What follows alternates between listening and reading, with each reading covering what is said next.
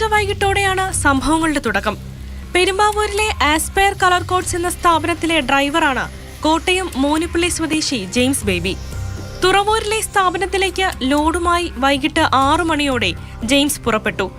വാഹനത്തിൽ 1,50,000 രൂപ വില വരുന്ന അലൂമിനിയം ചാലുകളും 40,000 രൂപയുടെ കളറിംഗ് മെറ്റീരിയൽസും ഉണ്ടായിരുന്നു.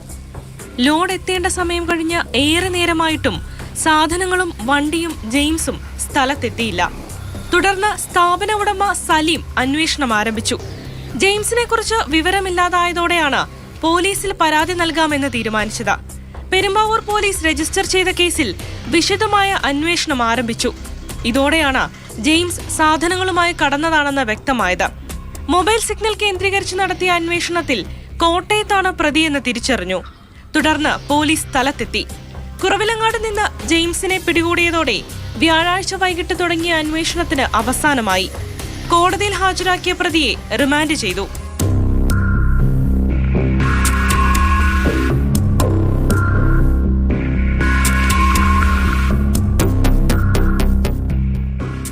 മാതൃഭൂമി ന്യൂസ്, കൊച്ചി.